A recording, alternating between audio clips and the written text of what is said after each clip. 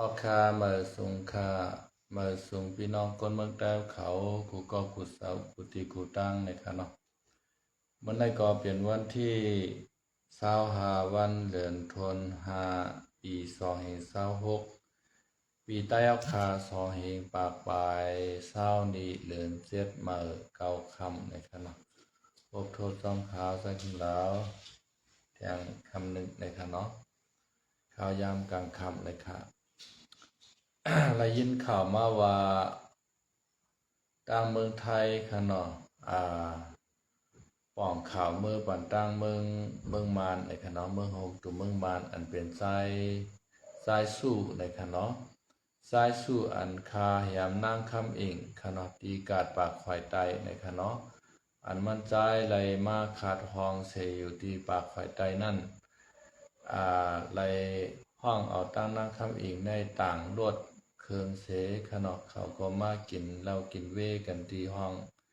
เสป้ากันเขาเมื่อในห้องในค่ะเนาะย่อก็เมื่อเอาเจือกมัดคอนางคำเองค่ะเนาะย่อก็คาแหมตายค่ะเนาะที่ในห้องเสแลในห้องนำค่ะเนาะย่อก็ในห้องนำในก็เป็นเลือดเป็นยางกว่าเซ็งในค่ะเนาะย่อก็คัดซอห้องนำไว้เสียมกาซ้ำคัดซอห้องอันที่มันคัดอยู่ไว้แทงในค่ะเนาะย่อก็มั่นใจในก็เหตุการณ์อยู่ดีห้องยาในค่ะเนาะห้องเรียนเอกชนในค่ะเนาะห้องเรียนเอกชนก็เป็นห้องเรียนส่วนตัวนั่นค่ะเนาะปกริกาจ้องอันเป็นว่าคณะเพราะเป็นกามานห้องว่าปกริกาจ้องปกริกาไปกูปานจ้องในนั้นค่ะเนาะเป็นห้องเรียนเอกชนในวัฒนคาเข้าใจคำลาวมีเงินค่ะเนาะสร้างห้องเรียนเนี่ยก็กว่าสร้างครูสอนเขามาสอนบันทึกวนห้องเรียนข้าก็ติเลยเก็บกาเฮียนกาสังติดวนห้องเรียนเขาฉะนั้นนั่นเป็นปกริกาจ้องเป็นห้องเรียนเอกชนในขนมยนั้นค่ะนะว่าเป็นห้องเรียนหลวงปองซึ่งอาโจยานะครับตั้งนั้นทำอะไรกินเงินตีหลวงปองซึ่งในค่ะเนาะเมื่อนั้นเป็นหัวห้องเรียนรัฐบาลค่ะเนาะโรงเรียนเอกชนในการใช้จ่ายมันก็ตีนำค่ะเนาะเตกาหรือเสียห้องเรียนอันเป็นรัฐบาลค่ะเนาะสอนก็ได้สอนดีหรือเสียห้องเรียนหลวงปองจึงในค่ะเนาะรายจ่ายมันก็ได้สูงในอันเป็นสายสู้ในก็เป็นกวนปัดกวนสวนในห้องเรียนในค่ะเนาะอายุมั่นใจได้ก็เลย46 ปีแล้วในค่ะเนาะ46 ปีแล้วก็การมั่นใจในก็ใกล้ถ่ายลง TikTok ในค่ะเนาะลงโคผู้ยิ่งเฮ็ดเหมือนจังนั้นกระเทยนั่นค่ะเนาะกำใน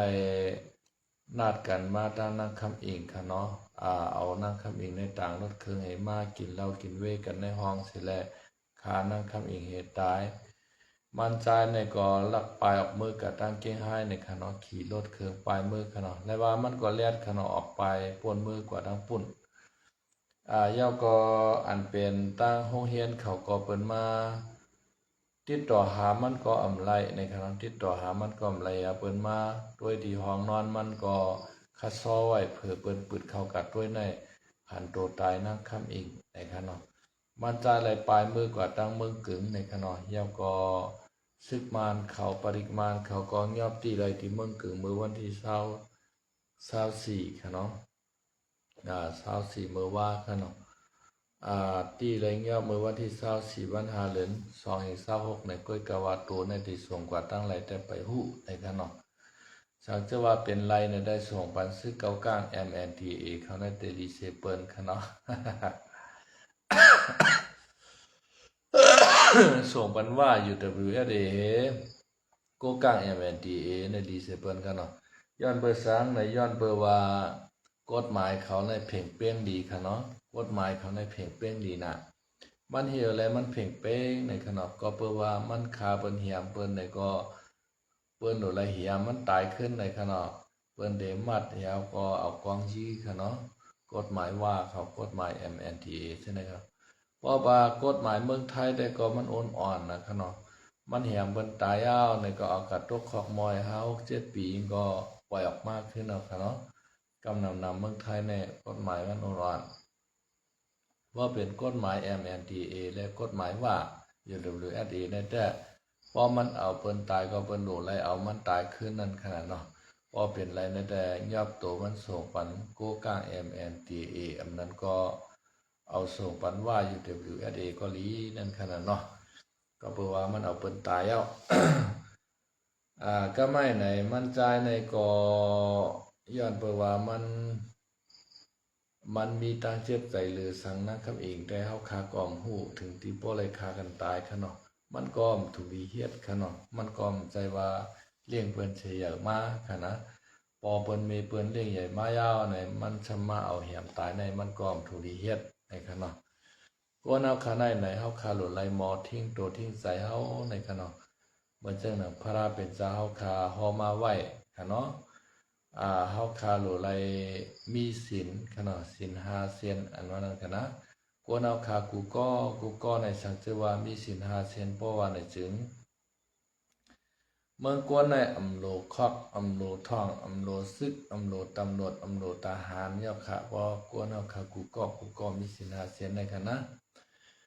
อันมีคอกมีท่องมีซึกมีปริกมีตำรวจมีทหารนายในย้อนเปิดสังในมีไว้ตอนตาเตแกดเคเฮกังไม่สงค่าปีนางผูกในขณะปีนางผูกลายขาในขณะปีนางผูกลายขาในขณะยินจมขาที่คำว่าประเอ็นประแห้งกันข้าวย้ำการขึ้นลึกขณะจางเจอว่าเฮาคามีศีล5ในเฮาคาอำโลไลมีครอบอำโลไลมีท่องอำโลไลมีซึกตำรวจทหารในขณะ1ปานาติปัตลองขาอาสักเปิ้นตายนั้นเฮาอำโลเอาตายในขณะพระเป็นเจ้าแต่พอไว้ว่าเจ้าหนังนั้นในขณะคนเฮากูก็น่ะอย่าไปเอาเปิ้นตายในขณะเอาสังตายก่อมลีแม่งแรงต่อตัวสร้างในก็อย่าไปเอาตายเพราะเอาตายในมีวดมีกรรมในขณะพระเป็นเจ้าว่ากุโส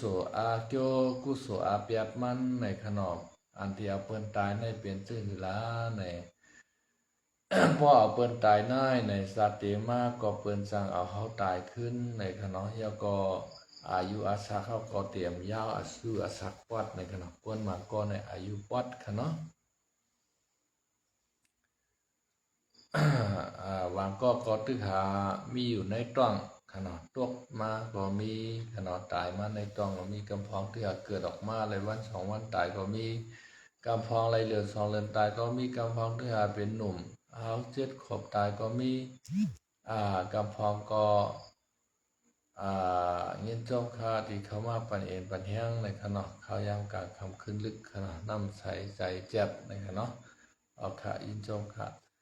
กำพองก็ตึกหาเป็นหมาเป็นสาวตายก็มีในย้อนเปิดสังในย้อนเปิดว่าเมื่อจัดก่อนวันหลังเขานั้นยามคาแหมเปิ้นมานั่นขนาดเนาะเย้าก็ อันมาก็ในก็ย่อการน้ำในว่ากอบสังและย่อการมันนำข้าพระราเป็นเจ้าเฮาในใจสุภามาถามพระราเป็นเจ้าเฮาขนาดย่อการแนมโลกโตเสปอกในกะหาหมอในก็กะหาตั้งบ่ไข้โคงขนาดหมอในก็ปัญญายามาเป็นจอกของพ่อดันนายก็มีกันเนาะยาเป้าหวานว่ายากำลันว่ายาโรคไตว่าในจอกยาในพ่อหมดได้สิปอกในย้อนเปิดว่ามือจัดก่อนวันหลังนั้นยามดิกสักเงียนเซเปิ้นในขนมยามดิกสักเงียนเซเปิ้นอันว่าในตีเอาตายก็เอาตายขนมมัดแถวก็ขังเปิ้นไว้เมื่อจังหนังกวนเฮากับมัดนกมัดไก่ตีนกตีไก่ขังช่องไว้เอาน้ำใส่ปันเอาเข้าใส่ปันให้นั่นก็ ย่อก็มาปอกป้อทุบแหมเปิ้นให้เปิ้นตายก็ตายเมื่อนั้นพอถึงกำลืนจัดปานเสียงสุดหมดกว่าในจางตกถึงเมืองอะไร พอถึงที่ออกเมืองอะไรมาเกิดเป็นกวนขึ้นในก็ย่อกาในอำตอนลงตัวเสียปอกในขณะอันในตาราพระเป็นเจ้าแต่พอมาไว้จังหนังไหนขณะพอเฮาขาอัมมาใครคือตาราในก็เฮาเดเอาข่าววันข่าวเมืองข่าวกูตีกูตังมาลัดติ๊กในก็เตเฮ็ดให้เฮาขาสุขหูสุขใจป วดหูปวดใจค่ะเนาะเพราะเอาข่าวในกำผาในมาลัดในกันในไม่ชงค่าปันแห้งอยู่ค่าปีคำลาวเอาค่านิมโจมค่ะเนาะที่ปันแห้งในค่ะเนาะเพราะค่าเอาข่าวเงาอันสุกอันยุงในกำผาในมาใครในกันลาดในกันที่ก่อเฮ็ดให้ใจเฮาค่าอำเสื้ออำสะจอมเสื้อค่ะเนาะที่เฮ็ดให้สุกยุงไม่ใจข่าวอันดีไม่อาใจตกอกตกใจในมีน้ำหนักคันในกำผาในค่ะนะมันเจ้าหนังเมืองราชาเขาเมืองยูเครนเขาเปิ้นเอาขีปนาวุธไฮเปอร์โซนิกความเร็วเหนือเสียง10 มากยื้อใช้กันได้ไหนโกนตายเป็นปากค่ะเนาะเมื่อคำว่าเนี่ยในเมืองยูเครนค่ะเนาะยูเครนชาวก็ปมังใส่เมืองราชาเมื่อคำซึ่งก็โกนตายกว่าเป็นชาวเอ็ดก็ค่ะเนาะเป็นก้นหนุ่มก้นสาวหลายๆเป็นนักศึกษาหลายๆค่ะเนาะเมื่อเจ้าหนังเมืองอิหร่านเจ้าในก็นำมันเมียนในอำจะเอาตอกเข้ามาเมืองเฮาค่ะเนาะลอยลำอยู่ในกลางน้ำปางหลายในก็ลำปองมันมีเป็นเหง6 ปากลำในค่ะอันใส่ไว้ในฮือสร้างพอในค่ะเนาะอำจังต่อต่างมาเฮ็ดคือ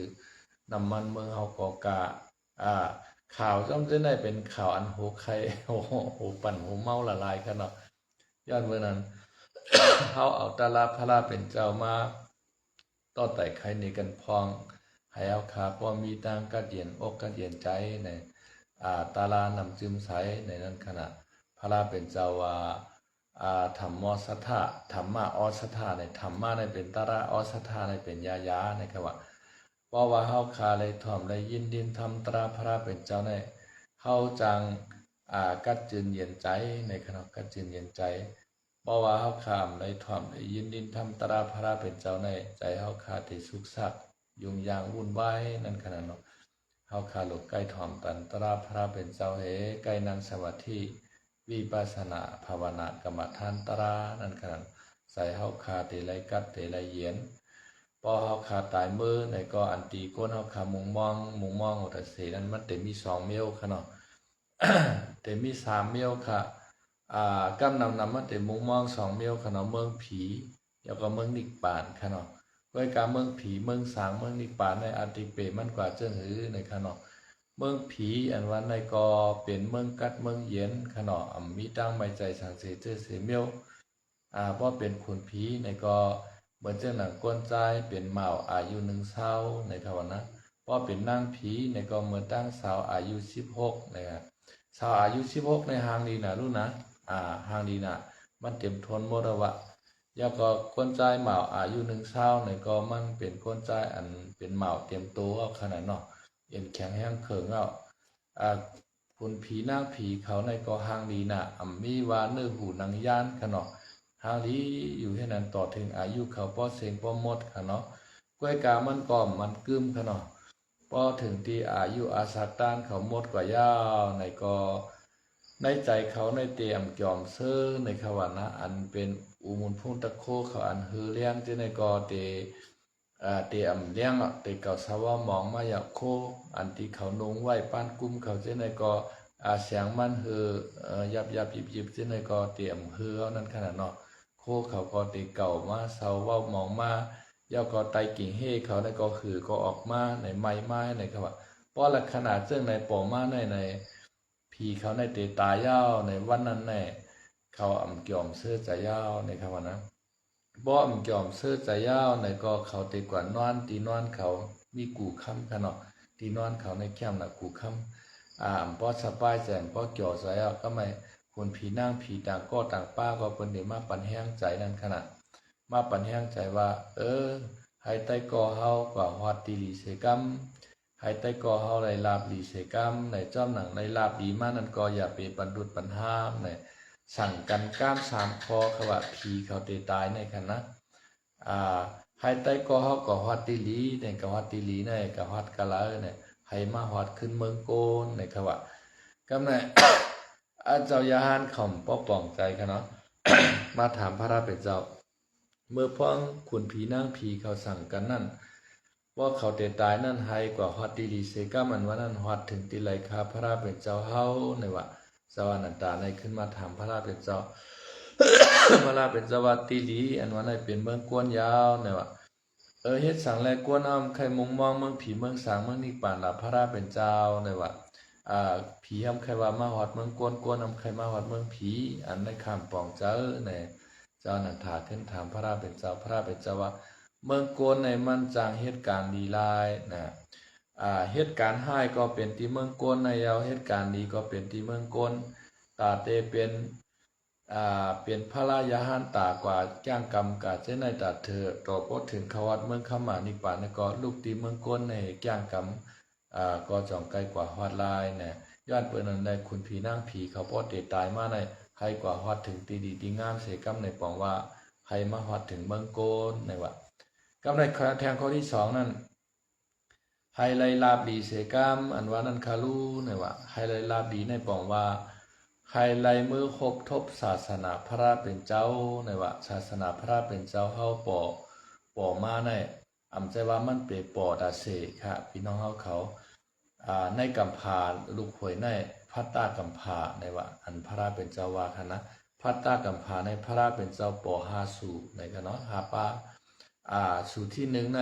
ป่อว่าย่อคณะกากุสานตาคณะสู่ที่2ในเป็นก็หนากามนานะครับสูตรที่3เนี่ยเป็นกัสสปะเนาะสูตรที่4เนี่ยเป็นกอดัมมาในอันเฮาคาไว้อยู่กูวัดกูขึ้นนะครับเนาะเปิ้นห้องว่าพระเป็นเจ้ากอดัมมานะครับสูตรที่5ปาทิยาเนี่ยเป็นพระเป็นเจ้าอาริมิเตยานะตามเมืองไทยในเปิ้นห้องว่าพระเป็นเจ้าพระศรีอาริยเมตไตรในนั้นขณะต่างใต้ห้องว่าพระเป็นเจ้าอาริมิเตยาเนี่ยอันได้ไปปอปังมาค่ะตึกหามีอยู่ที่เมืองตุกสีตาค่ะเนาะพระเป็นเจ้าอริมิติยาในปารามีมันเจ้าเกตเตรียมทวนเย้าข้าวน้ำมาในประวัติศาสนาพระเป็นเจ้าเฮาก็ดำมาในเสียงยศหมดกว่าเย้าในอายุกว่านั้นในก็ป้อปากปีย่อมลง1ปีปากปีย่อมลง1เมื่อเดือนในอายุกว่านั้นในย่อมลงกับติ๊กๆค่ะนะต่อถึงอายุกว่านั้น10ขวบค่ะเนาะก้นเอา10ขวบในเป็นก้นเท้ายาวขาป้อเมื่อนั้นมาในเป็นก้นเท้ายาวเป็นปอเท้าเมเท้าก็อันลำกล่องก็งอแก้งแง่ก็ปอ10ขวบในตายกันเนาะค่ะเนาะอายุปอดหนาวค่ะเมื่อพ้องนั้นในค่ะเนาะ เมื่อเหลียวในอายุก้นเอาในกำนำในอยู่ที่75ในค่ะวันนะ75เนี่ยใครถึงเดียวครับพี่น้องเขากำนำในเฮา70ในก็ใครตายกันการนำตายกันการนำหนาวค่ะเนาะกำพ้องในตึกหาเป็นหลวนไว้รุ่นในตายกว่านำหนาปอเมในมีไว้ลูกก็เหลียวค่ะเนาะหมางก็ในคณะหมางมองไว้ว่ากินแห้งลูกเนี่ยลูกคำเอาตายตั้งปอเมก็มันคือปอเม2เท่าในก็เป็นรองตั้งหยาบผืดค่ะเนาะกามตายเอาเปิดห้องว่าเล่งลูกไว้กินแห้งในขณะแป้งเงินจ่ายมือเท่านะกวนเท่ามือก่อนได้เปิ้นก้อมมียากุ้มค่ะเนาะเปิ้นก้อมเลยซ้ำยาคุ้มยาสั่งในเปิ้นได้มีลูกในต่อป้อสุดค่ะเนาะเปิ้นได้มีลูกใน3 4 5เกาะ5 6 7เกาะค่ะเนาะกำพองก็มีเปลี่ยน11 12ก็มี เฮาค่ะพี่น้องในมี6เกาะค่ะน่ะเมื่อปานแมวเขาเนี่ยมีคารุยากุ้มมันวางกันนะซ้ำเขียมันวางก็มีค่ะว่ามีลูกต่อป้อสุดในเฮาค่ะในมี6เกาะพี่น้องเมื่อเจ้าหน้าปอเท่าทุนลักแต่งในคณะตีเมืองปั่นวันกุ้งกัดในคณะเขาอยู่วันลักแต่งลูกมันมีเป็น13ก็ในควันนะพอถึงเดือน5เดือน11ในเปิ้นมือกัดเว้งในคณะ กัดเว้งเมืองปั่นเนี่ยเมื่อซื้อซอกตีนว่ามักโฮว่าในมือกัดมือซื้อบันลูกมันเนี่ยป้อมักโฮในเจียนในมี12หวยขนาดมาซื้อแคปติน1เจียนในแคปตินใน12กูในเปิ้นห้องว่า1โล1เจียนเปิ้นทำเลือปันเฮหวย1ในชับตินในชื่อ12กูในเปิ้นเลือปันแทงกู1ในทำเมียนเอาลีๆค่ะว่าลูกมันมี13ก้อนในกันนะกวนกูปอกแหละ เปิ้นมีลูกดอกป้อสุดป้อซอยยาวก็ได้ลูกลางต่างหมดทั้งเสียงในบางก็เลยกินแห้งบางก็เลยกินแห้งนั่นค่ะเนาะกำพองก็ตีนะหอโตเฮิรนออกกะอยู่ห้างกล้วย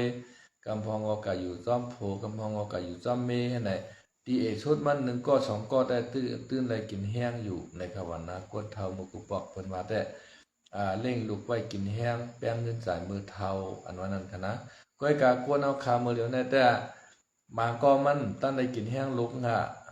เล่งลุกใหญ่ไม่แล้วลุงก็ว่าอยากตีก้ามให้กินเรากินยาให้ขี่รถกับผ่าเสาไพ่ว่ากาผ่า กับผาโลดผาก้าว่าในกำพองเรากะเฮียมกันตายว่าในตายไปแล้วน่ะคึดก้นเท่าสองก้อขนาดก้นบ่เดี๋ยวในมันเอาลูกนำเหมือนหมู่กูป้อขนาดปีมบ่มีก้อสองก้อก็เขาป้อก็เปิดสั่งในก็เปิดว่าเขาว่ารายจ่ายมันสูงในเขาว่ากาห้องเฮียนว่ากากินกานอนกากูซื้อกูเมียวขนาดป้อเป็นแห่งการยานเมืองว่าจังหนังเฮามาอยู่เมืองไทยจังได๋นึงแค่หนาขนาดกำไรเสียงกาฮวงว่ากานำว่ากาไพ่ว่าในกาสังละลายหูมันนำได้นำว่าขนาดยอดเบิ่นอันแลก้นมื้อแหนมป้อไข่ไหลลุกไข่ไหลล่างกันยาวเนี่ยเหมือนจังน่ะเมืองจับปานจังได๋เปิ้นป้อไข่ไหลลุกไข่ไหลล่างในครับว่ายาวก็ก้นเฒ่าก้นเก๋ในนำขึ้นมากูวันก้นหนุ่มในมันเก๋ขึ้นมากูวันเหี่ยวก็เขาก็เตรียมเตะหน้าฮอต่อเฮ็ดนั่นขนาดนะบางก็เฮ็ดหมาวเฒ่าบางก็เฮ็ดสาวเฒ่าก็ไอ้เนี่ยเขาคั่นหับภาระอันดาได้เร่งลุกเร่งล่างจังได๋นั่นขนาดลงปองจึงเขาก็ไม่ใจเขาว่าเมื่อเร็วในคณะตั้งเมืองแก่ป่านจังได๋เมืองขึ้นใหญ่ไม่สูงจังได๋โกว่ามีคนหนุ่มก้นกรรมมาเฮ็ดการเฮ็ดงานเลยโกว่ามันขาดแรงงานนั่นว่าเมืองไทยนี่ก็สังเจอว่ามีพี่น้องใต้เฮามีมานมีปาโอมีปอลองมีกะเหลี่ยงม่อนเขามานเขาจังได๋ลาวเขาจังได๋มาเฮ็ดการเมืองไทยในพี่น้องไทยเขาก็ทบดังหยาบผืดเหมือนกันค่ะเนาะยาวก็อันเป็นพี่น้องคนไทยเฮาคือเปิ้นมาเฮ็ดเมวานว่าให้เปิ้นมาเฮ็ดก่อสร้างว่าในการทุกการหยาบในเปิ้นเต็มบ่ให้เฮ็ดค่ะเนาะการทุกการหยาบในกาขันมันก็ซ้ำป้อค่ะเนาะเหตุการณ์ก่อสร้างในก็ใจง่ายๆคนปูนว่าเต่งปูนแหวกปูนว่าในจังได๋มันเป็นการคือกันนักหลายๆซ้ำแล้ววัน 2-300 4-500เนี่ยพี่น้องไทยเขาพอเพิ่นมีเงินเนี่ยเปิ้นก็เฮ็ดการนอกเมืองนั่นขนาดนะเปิ้นก็เฮ็ดการนอกเมืองในที่สุดมันเดือน 50,000 60,000เปิ้นเดือนใดนั่นขนาดเนาะพอกับแถวเมืองสหรัฐอเมริกาในเลยตกเป็นเรือนแสนจังได๋ก่อนค่ะเนาะย้อนเปิ้นนั่นแลทางเมืองไทยในก็ขาดแห่งการก็เลยเอาคนต่างลาวเฮาในเหตุการณ์นั้นขนาดเนาะเอาเฮ็ดเมวานเด้งหลุลุ่มลาก้นเท้าในจังได๋ไหลเงินดีนะค่ะเนาะตั้งกรุงเทพได้พอลุ่มลาก้นเท้าก้นเกณฑ์ในเลยเป็นวัน600เดือน18,000จังได๋ในคำว่านะค่ายินพี่น้องเฮาเข้ามาก็มาก้นที่เฮาค้ามืดกันเปิ้นรัดในเฮาค่ะเนาะมันเป็นจังได๋ก็เปิ้นว่าเฮาค่าคนใต้และคนไทยค่ะเนาะเฮาค่าก็เป็นพี่น้องกันยาวก็มันก็มีวดมีเวียนตีกันค่ะอยู่เนาะมันถูกไหลมาเป็นปอเล่งไม่เล่งกันถูกไหลมาเป็นลูกน้องตะเป้กันค่ะอยู่ขนาดได้กันนะ เขาได้มาปอกพี่น้องไทยเขาในว่ากวาดล้างก้นต่างเรากวาดล้างก้นต่างเราน่ะกวาดล้างเต้งเขาค่ะนะเอาขึ้นรถขึ้นกาตั้งปกโคปกเล่งให้วางปกกวาดล้างกัมพูชาวางปกกวาดล้างมานวางปกกวาดล้างพี่น้องใต้พวกกวาดล้างมื้อนำมีคนเหตุการณ์ทำมาฮับขึ้นให้เขามากขึ้นว่าในเฮ็ดปันวัดปันไวในย้อนเปิดว่าเฮามีบทมีเวียนตีกันนั้นขณะก้นผ่านในก้นมีในก็มันก่อมก้างกันไรขนาดมีคนมีหลายๆในไผติกะเฮ็ดปันเมวานเฮาค่ะเนาะไผติกะเฮ็ดกันก้นพดน้ำหมอกส่วนเขาต่างก็ต่างมีเงินมีคำกันกูก็เลยก็ไผมตาบไรเป็นลูกน้องไผเอาขนาดเพราะเป็นมีคนมีหลายๆขนาดกำในพอมีคนผ่านหลายๆในก็ซ้ำไล่กันในกำผ่านใน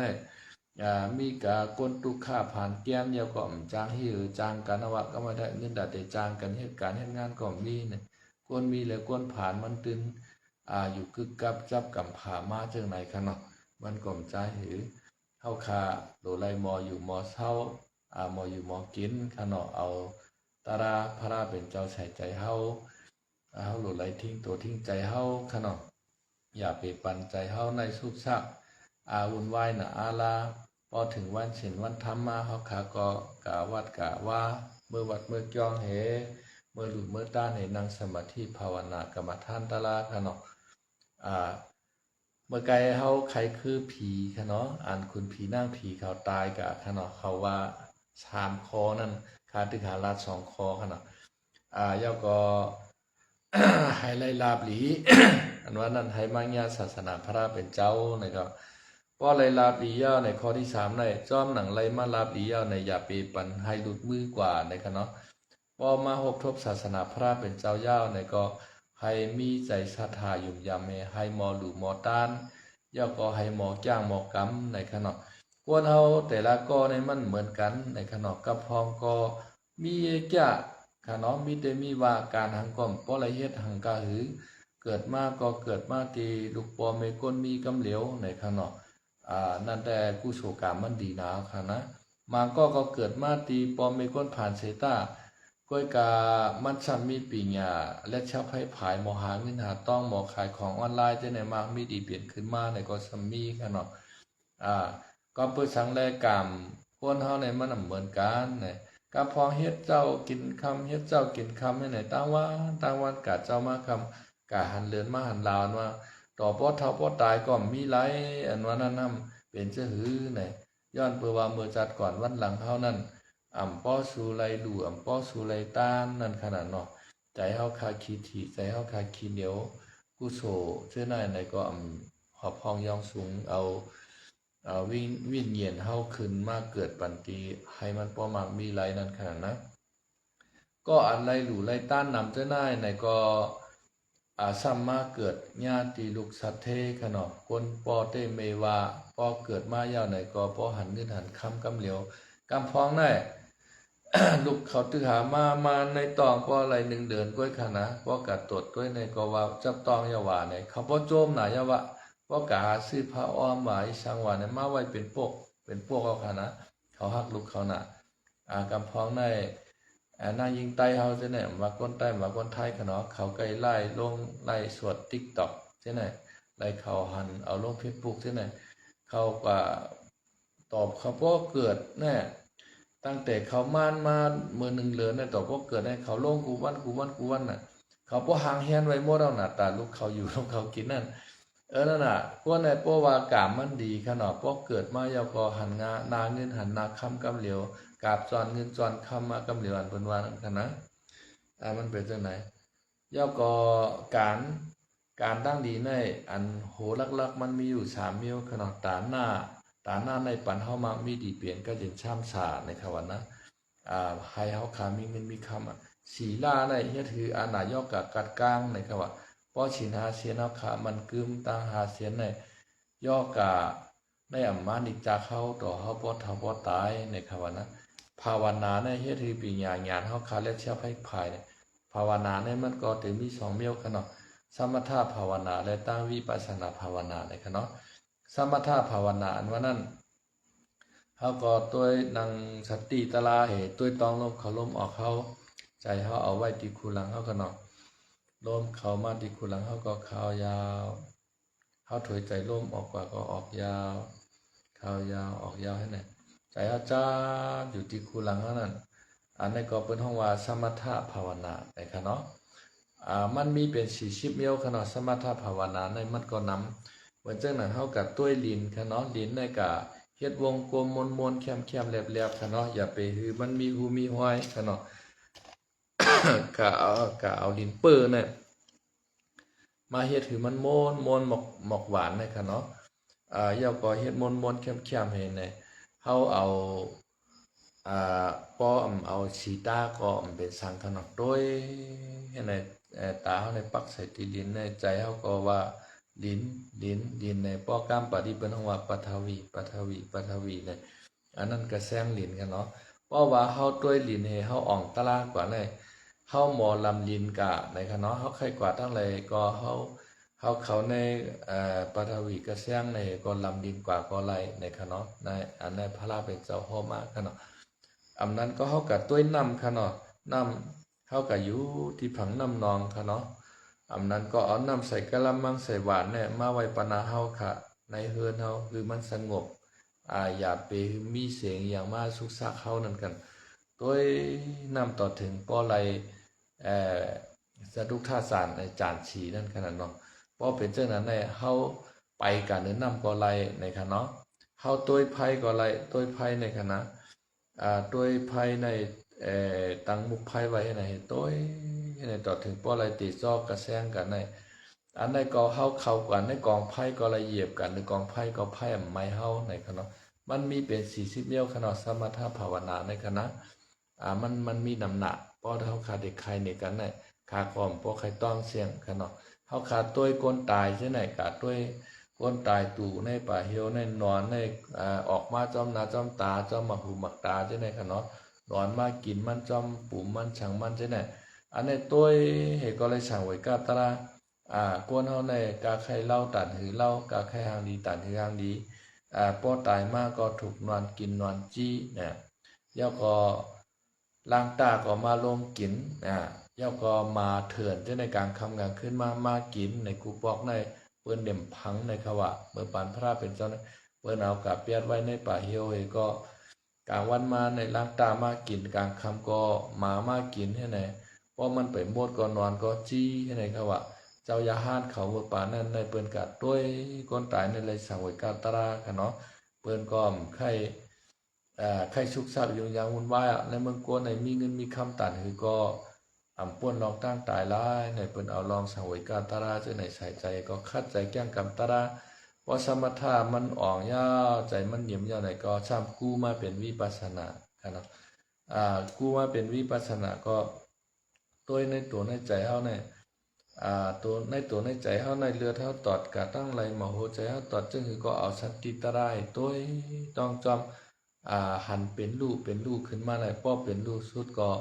มักหยาดพูดยาวในเมื่อเจ้าหนังเจ้าเสียชูคำพอไว้นั่นขนาดเนาะป้อเป็นลูกสุดก็มักหยาดพูดยาวในเขาว่าป้อมักหยาดพวงหยาดพูดมาในใจเฮาในใครกว่ามึงอะไรป้อห้องป้อไห้ก่อมกว่ายาวในเขาว่าเจ้าหมุนจ้างเจ้ามูลิงตาเมืองนายกูบอกมันเจ้าฮอไว้ค่ะเนาะซอดาปานอันว่าในเป็นหื้อน่ะซอดาปานอันว่าในพออะไรเป็นซอดาปานปุ๊บในก็พักดูเมืองอะไรนั่นปีดไปกลึงเนี่ยพอดันพักดูลงพักดูไม่เปลี่ยนค่ะเนาะพักดูไม่ชักหลงเนี่ยปิดไว้กลึงในว่าเจ้ามูลิงตาว่าค่ะนะใครกว่าเมืองอะไรป้อห้องป้อไฮเก่าใครเป็นเพียดเก่าใครเป็นผีเก่าใครตกอะไรเนี่ยห้องไฮดันคือก็ไรกว่ายาวในว่าป้อเป็นซอดาปานในค่ะเนาะไว้ข่าว่ามีภัยเด็กใครห้องใครไฮใครกว่าเมืองอะไรใครยนอมันตุกข่าน่ะค่ะนะเมืองอะไรในมีแต่เปิ้นป้อเปิ้นทุบเปิ้นแหมตั้งวันขนาดผีเกมองอะไรมาอีกจากคนเฮานั่นค่ะนะยอดเปิ้นนั่นแลในให้จังกำตราเป็นซอดาปานตีเอสุดมันในนั่นค่ะเนาะมันแต่มีตราสีจันทร์ค่ะนะจันทร์ที่1ในเป็นซอดาปานสั้นที่2ในเป็นสักการกรรมเป็นสั้นที่3ในอานากรรมสั้นที่4ในเป็นยาหันตาเนี่ยแต่มีสีจันทร์ที่เอสุดมันบ่เป็นซอดาปานยาวในแต่ก็พักตุเมืองอะไรอเปสิปงงาลายเหสัตตริกสารก็เป็นแมวเป็นหมาจะในขณะเป็นไก่เป็นนกจะในเป็นห้องวัตตริกสารปิกตาอันว่านั้นก็ห้อมหันโตมันขณะอึบยักอยู่ซ่อมกิ่วซ่อมงอนป้อเปิ้นถ่วมเป็ดน้ำมุกน้ำลายจะไหนเขากะหาเล่กินจ้อมจะไหนอันนั้นเป็นห้องว่าปิกตาในขณะอาสุราเกอันว่านั้นก็มีจู่จ้อมยุ่มจ้อมหย่อมกะเป็นผีเป็นเพียดนั่นอาสุราเกเนี่ยจะไหนก็อึบยักเหมือนกันตั้งปิกตาในขณะเพราะว่าเฮาคาเป็นโซดาปานกว่ายาวในแต่ก็ไรเปียนเอาค่ะสีเมียวในขณะนาลายก็ไรโตสัตตริกสันมูมากาไก่พวกควายจังมาจะไหนก็เต็มไรเปียนไงวะปิกตะอาสุรแก่อันว่าเป็นเพียดเป็นผีอยู่จ้อมห้อยจ้อมลอยจ้อมกิ่วจ้อมงอนจะในกล่อมไรเปลี่ยนยาวในขวัดอันในเปิ้นห้องว่าอเปสีพุงกันเนาะเพราะว่าเฮาคาป่าไรเปลี่ยนซอดาปานในแต่ก็แน่นอนครับว่ากาไข่มากกาไข่มีปีหญ้ากาไข่ลีค่ะเนาะมันเตปั่นขึ้นลงให้ในเหมือนจากยุ้มโกงอันนั้นน่ะเหมือนเจ้าหนังโกงพี่น้องล้างคืออันนั้นกันนะมันเป็นเช่นนั้นเพราะว่า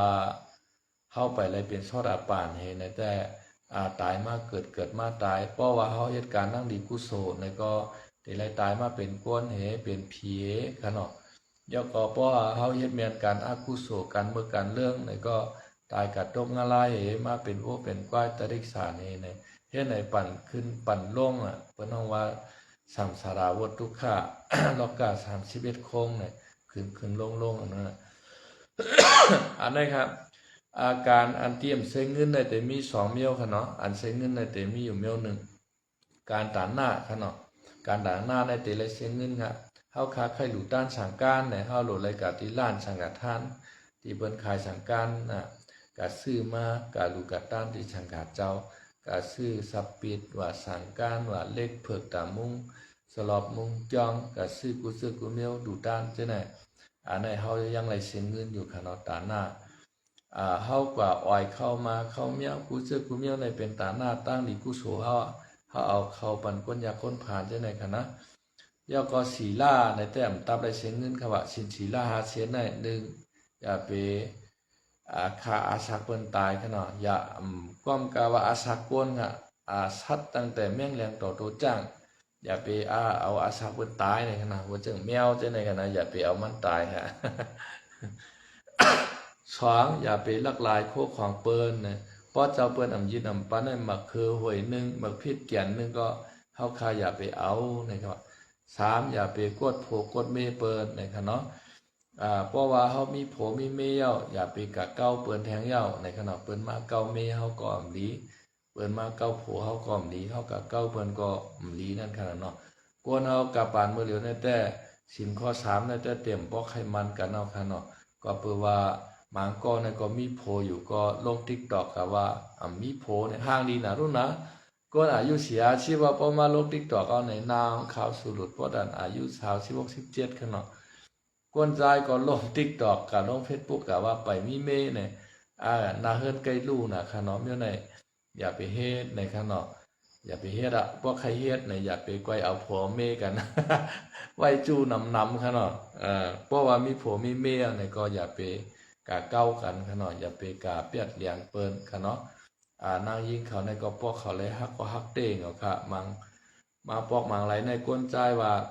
เฮาเดอันเอาสูก็เรียวว่าเฮาฮักสูก็เรียวว่าใน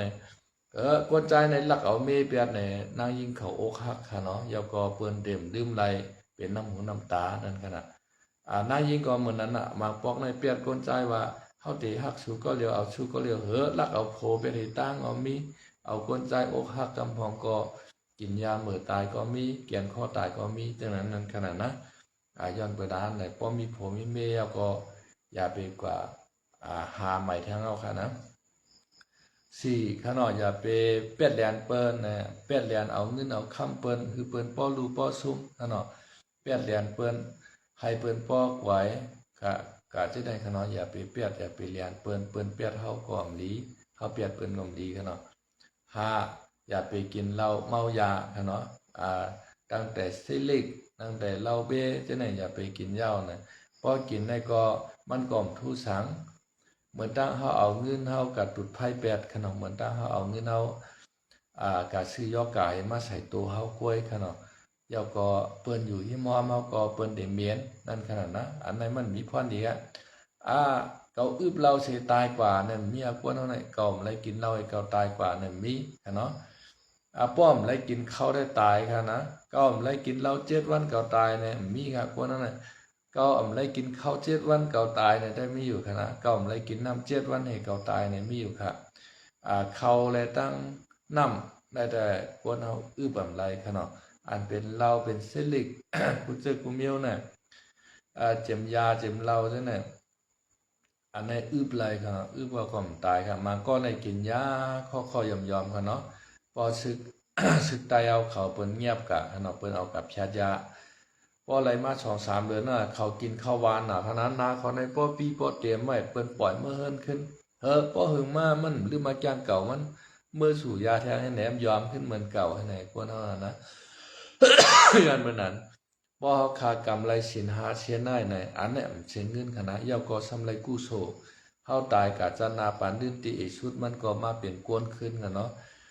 ปอกู้โซเฮาคานำก็เฮาคาเมื่อเปลี่ยนเมืองผีกันเนาะ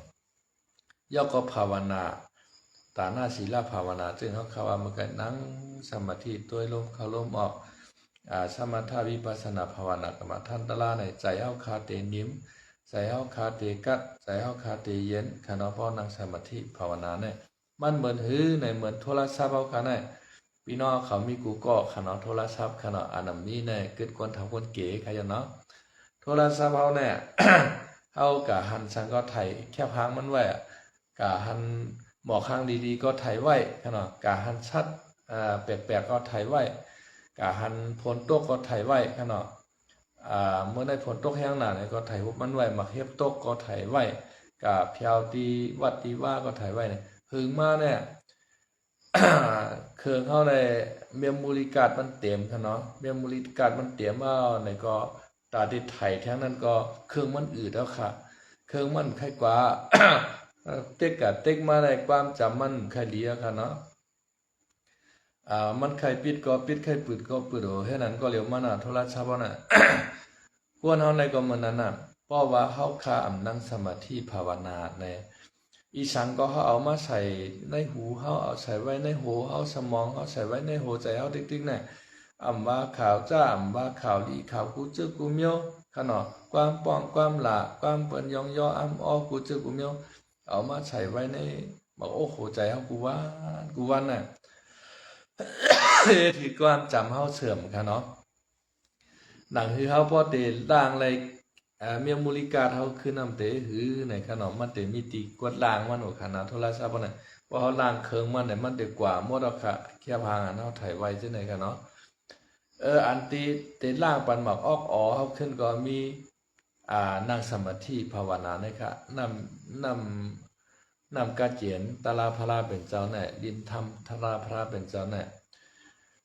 นัตติตอวิยาจาเนาะนัตติตอวิยาจาในบอกว่านัตติในบอกว่าเมน้ำขนาดตอวิยาจาในบอกว่าเมน้ำไหลกว่านั่นค่ะน้ำลินธรรมพราเป็นเจ้าเนี่ยเขานั่งสมาธิขนาดอันที่อันเฮาเฮ็ดเปลี่ยนมาตั้งหลงตั้งหลายเช่นนั้นก็อย่าไปกับคุกคนวนขึ้นมันอ่ะอันที่เปลี่ยนมาเมื่อนาเมื่อภูเมื่อฮื้อนั่นก็อย่าไปวนถึงมันเข้าคู่ว่าคู่หลังเข้าในร่วมถวยใจเข้าถวยใจออกในเข้ายาวออกยาวเข้ายาวออกยาวให้ไหนนั่งให้น่ะใจเขาในติ่งยิ้มมาแต่กัดเย็นมาแต่กัดเย็นมาในมันเหมือนเจ้าหนังว่าเขาเอาออกเป็ดใจโลภะโทสะโมหะเขาอันฉาโฉมไว้กูมือกูวันให้ไหนใจเขาคาก็แต่กัดเย็นมาจินไฉมากัดเย็นมาจินไฉมาให้ไหนป้อให้นั่นในป้ายอยู่ดีเฮาก็คาก็แคมแลบมาค่ะเนาะป้ายอยู่ดีเฮาคาก็แคมแลบมาใจเฮาคาก็ตีซื่อตีสามาน่ะเมื่อก่อนในคาใจคำลาวได้เป็นโรคหัวใจอันเป็นว่าน่ะเป็นย่อกะหัวใจเจ็บหัวใจแก้นในค่ะเนาะ หัวใจเจ็บหัวใจแก้นในคาเลยกินยาไว้ตาเสค่ะเนาะยาลุงทางแกยาแห้งหัวใจในเตมีหางหัวใจแรงๆอันนี้ค่ะเนาะเป็นพ้องเป็นยาใต้เอาเนี่ยเจียมหอมๆไปค่ะนะเมื่อวันนั้นในหนึ่งโถงใน โถงหาตองค่ะอยู่เนาะเมื่อวันนั้นเนี่ยพอจอยเนี่ยเลยหาโถงน่ะคาเลยชื่อไว้ดัสเซคากับเขาปังตลาสมถาวิปัสสนาภาวนากรรมฐานตลาตีล่างคือขนมจ้องกรรมฐานในกันนะนังตลาว่าการคำมามันเด็ดเจ็บติ๊กๆขนาดการคำมาในหัวใจเนี่ยเด็ดเจ็บติ๊กๆขนาดอะไรกินยามันดัดสิแทงคำมาในคาก็ว่าเยื่นเอาใครตายก็ปล่อยมันตายในนั่งสมาธิป้องเจ็บมากก็เอาสติตราต้องใส่ป้องเจ็บก็เจ็บยาวเนี่ยนางตลาดเดี๋ยวมือ6 โมงกลางค่ำกันเนาะบ่6 โมงกลางค่ำในเปิ้นเตโนจากไพ่ก็เปิ้นได้ปล่อยไพ่มาในจ้องนั่นขนาดนะนางตลาดปิกพักตูฮู้แรงปู ปูฮู้ยุ่งโตนึงก็ก่อมจังเขาค่ะในจ้องที่เปิ้นนางตลาดเปิ้นฮ้องว่าจ้องยอกี่ในทางเมืองเฮากันเนาะยุ่งโตนึงก่อมจังเขาค่ะ เปิ้นเอาเคียงเรียกในค่ะเนาะเคียงผู้เล็กๆก่อนค่ะเนาะเปิ้นฮ้องว่าอลูมิเนียมนั่นค่ะเนาะตะข่ายอลูมิเนียมน่ะเปิ้นปิดไว้กูตั้งร่วมในเขาอะไรอยู่ค่ะเนาะอากาศมันระบายปานดีอยู่แคมอยู่ในจ้องยอกี่ในกันนะนั่งจะมื้อ6 โมงค่ะเนาะต่อถึงบ่ 9 โมงกลางค่ำนะเข้าตั้ง3 ชั่วโมงนั่นค่ะน่ะมันเจ็บมาก็ยืนเอาเจ็บยาวให้น่ะพอมันเจ็บในเหมือนจังหนังมาโคใจเฮาในติดแตกกะคณะก้อยกามันก็แตกคำพอเจ็บถึงสุดขีดยาวเนี่ยก็ซ้ำขึ้นเล็กลงนะเจ็บยาวเนี่ยเล็กลงเนี่ยแต่พอถึงเล็กอ่อนมากในเหมือนจังหนังว่ามันปิวออกกว่าขนาดตั้งแต่นั้นมาในก็ยอกกาหัวใจค่ะในก็หายเลียดขาดค่ะเนาะหายตั้งหักตั้งหูต่อถึงวันเหมือนไหน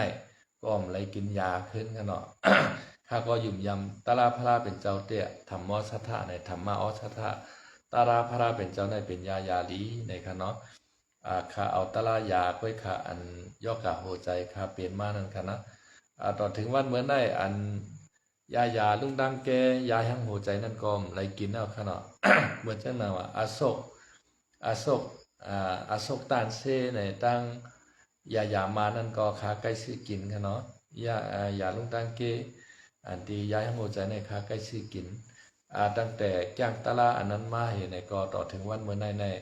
อำไรซื้อกินเอาค่ะเนาะหายอนตลาเอาตลายายอกะนั่นขนาดนะ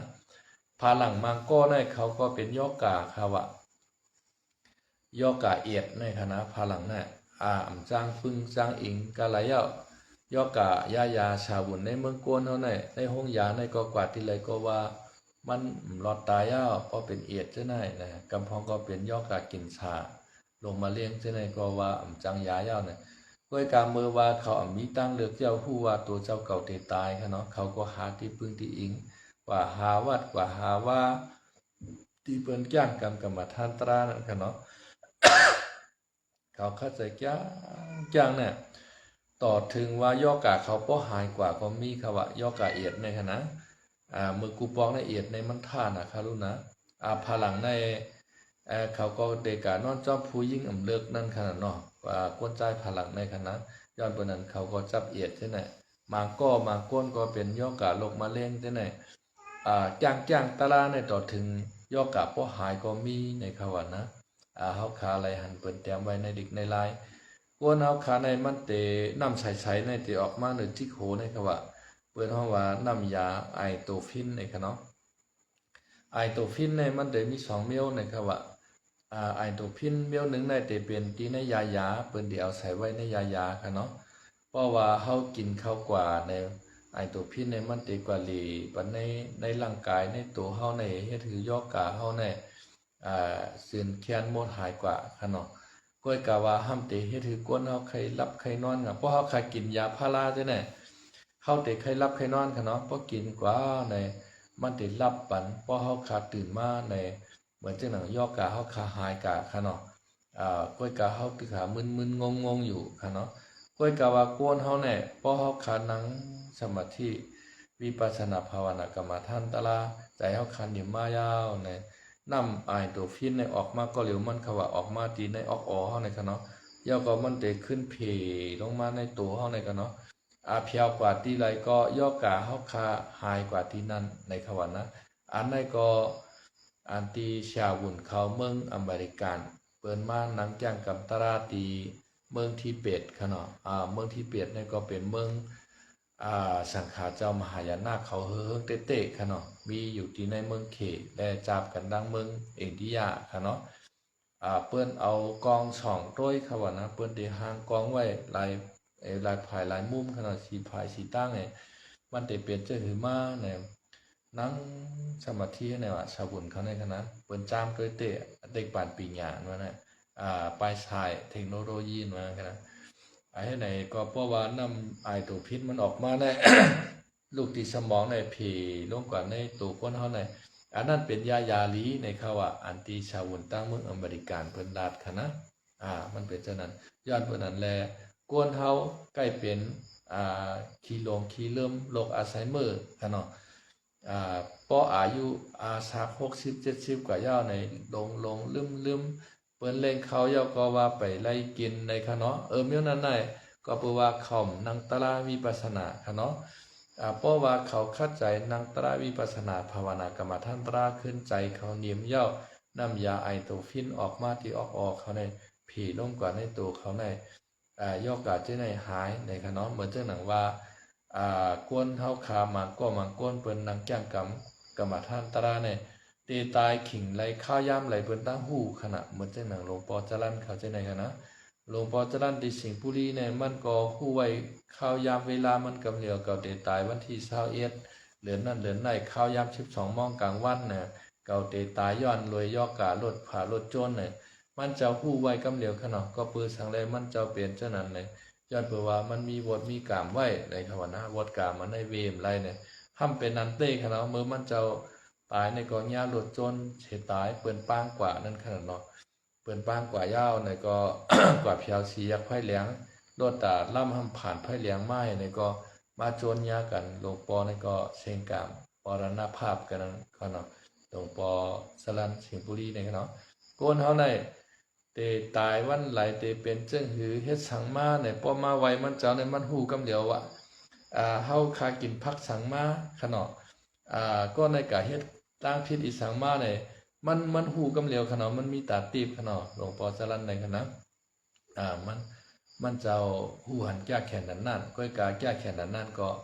อำเวไลวดเว้นกามอันที่มันเจ้าไลเฮ็ดไลสร้างมาเมื่อจัดก่อนวันหลังในขะวะ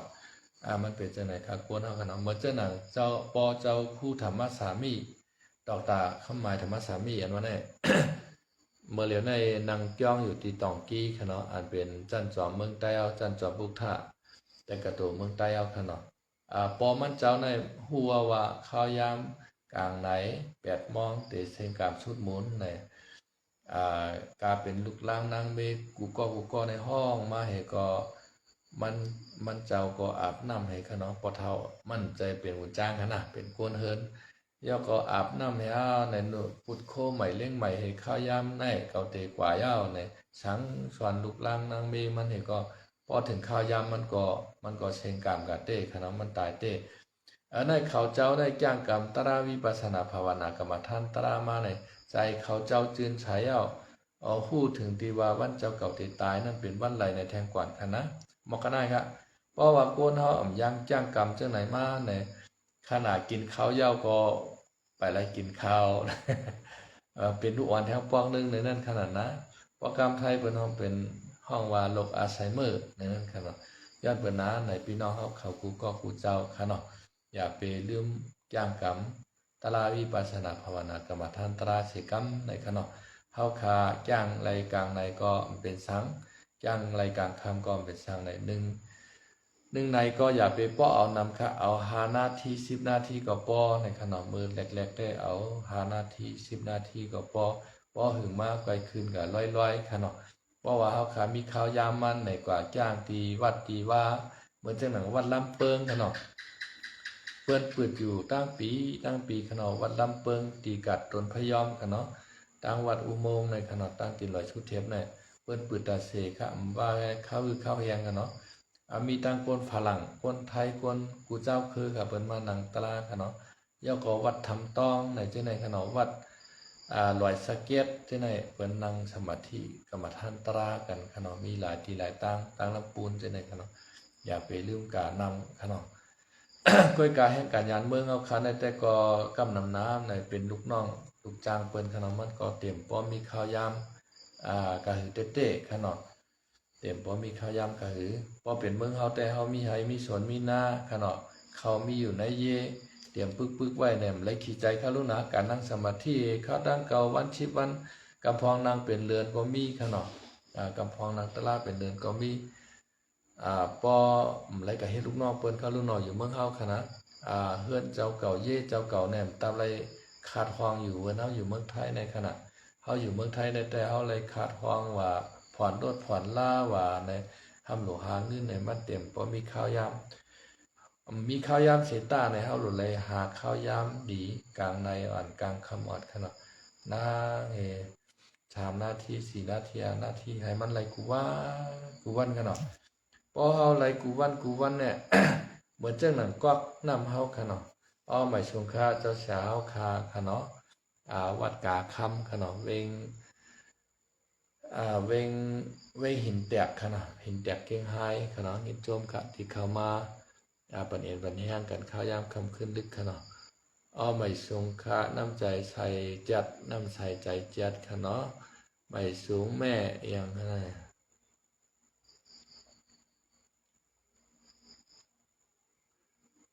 แม่แพ้วนั่นแหละแม่แพ้วบุญมาในขนาดออกค่าอินจมขนาด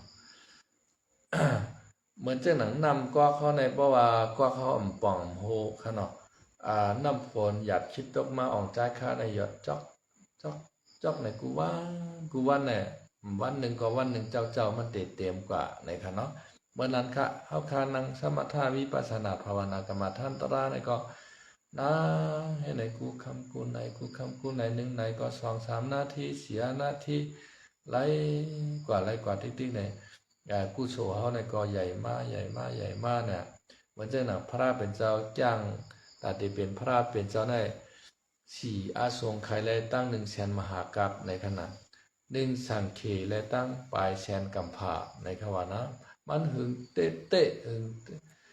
จ่องไก่เตรียมให้แลจ่องไก่เป็นพระเป็นเจ้ามาค่ะเนาะพระเป็นเจ้าอาริมิติยาที่เฮาคำว่าเมื่อไกลนั้นมีอยู่ที่เมืองผีทุกสีตาใน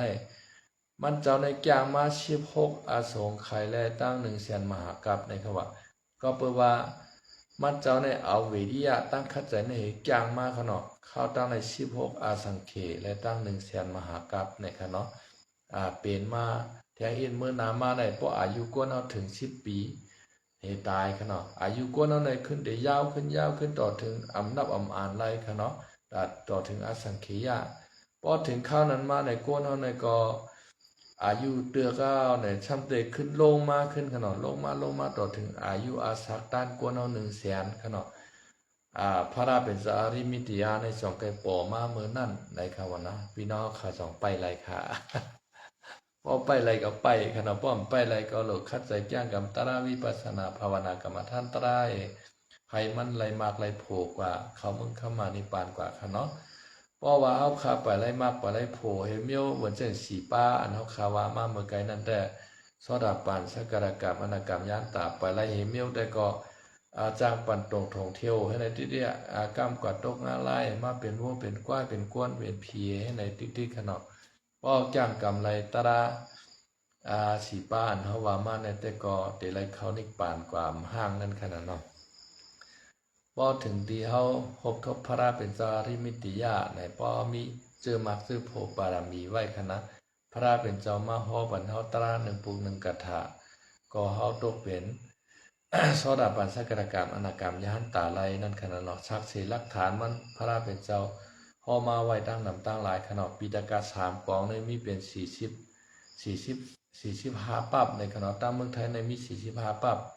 ตามเมืองมาในมีอยู่ที่41ปับในขณะมีนำหนาค่ะเฮาคาโหลดไล่เอามาปืนเพมันกันนำอันเฮาหันอยู่ในโทรศัพท์กูวันในมีแต่เกาลาไม่ลาเขาว่ามันชุกกูชุกใจของหลายๆว่าเอาในมาใส่หูใส่ใจเฮาในเฮ็ดให้เฮาเป็นโรคซึมเศร้าขนาดเฮ็ดให้เฮาเป็นย่อกะหูใจกะนั่นขนาดเฮาคาโหลดไล่ถ่อมปันธรรมตราพองเมื่อเรียนเปิ้นหมอเฮ็ดเขาเอา AI เฮ็ดธรรมตรามาค่ะเนาะเฮาคาถ่อมในโลฮอได้แก่เลยก้นแห่งกวน AI ในค่ะนะก้อยกะเฮาถ่อม AI ในมันก็ป้อว่าคือล่ะมันก็ป้อลึกซึ้งป้อเนียนนาเหมือนก้นเฮาขนาดก็เปิ้ว่ามันเป็นเครื่องจักรเครื่อง AI ขนาดนะAI มาสั่งสอนก้นไหนมันก็มีตัวมีตนมันมีเซิร์ฟเวอร์อยู่ในห้องแอร์แล้วก็พัดลมเป่าวันมนุษย์ดังวันเนี่ยอันที่กวนเนาะลาเตเตฮอเตเตเนี่ยอันในหาแคมเขาว่าคณะเฮาคากะถ่อมความ AI เนี่ยอารมณ์มันเฮ็ดความมาแคมได้แคมว่าคณะความในแคมแต่ว่าอันที่เขาฮอตลามาเนี่ยจะได้ก็เมียนอยู่คณะเมียนอยู่เทต้าในก็มันเหมือนก้นเฮาคณะ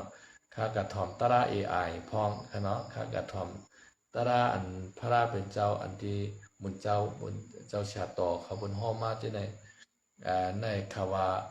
มันลึกซึ้งกับ AI ห้อขนาดก็เพื่อว่าเปิ้นมีตัวมีตนเตะขนาด AI เนี่ยมันมีตัวมีตนขนาดนะค่ะพี่น้องเขาก็อ่อนกันถ่อมตราพองขนาดอย่าไปป้อกาถ่อมเพ่งถ่อมความอันเปิ้นหลาเกาหลาไม่จะได้ก็อย่าไปป้อให้ถ่อมขนาดจังเอามาสุขหูชุกใจเฮา